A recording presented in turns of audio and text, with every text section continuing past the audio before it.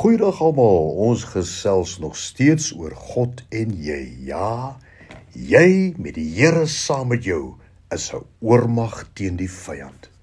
En dit is asemrowend om te sien dat die Here eenvoudige mense soos ek en jy met eenvoudige opdragte gebruik om magtige oorwinnings oor ons vyande te kan vier.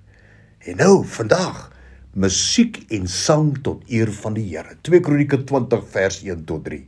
En daarna het die Moabiete, die Ammoniete en 'n deel van die Meoniete gekom om oorlog te maak teen koning Josafat. Toe hulle kom en aan Josafat berig bring en sê, daar het 'n groot klomp manne van ander kant die see in die land van Edom gekom om jou land aan te val. En Josafat het baie bang geword en besluit om die Here aan te roep. Is dit nie 'n wonderlike besluit nie? Wanneer jy oorval word met aanvalle uit duisternis, neem 'n besluit en sê, ek sal die Here aanroep. Maar hy gaan verder en ons lees daar, en hy het oor die hele Juda 'n vasdag uitgeroep. Vers 14.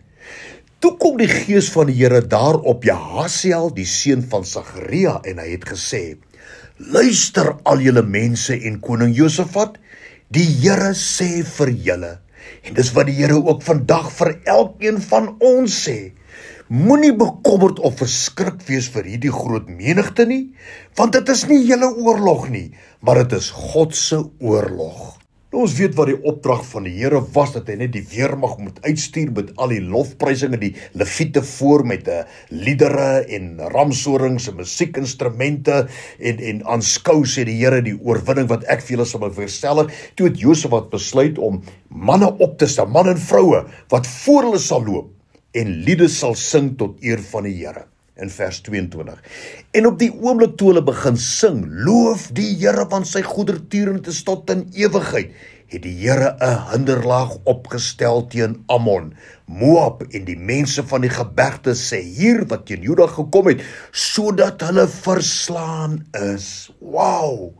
Hoe vreemd dit ook al mag klink, wanneer jy met geloof en oortuiging die Here begin aanbid en lofsange tot hom bring, sal die vyand op die vlug staan.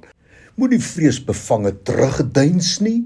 Roep die Here aan met geloof, vertroue en verwagting en kyk jou vyand direk in die oë. Doen wat die Here sê jy moet doen, maar terwyl jy uitwaag, begin hom aanbid met lofgesange.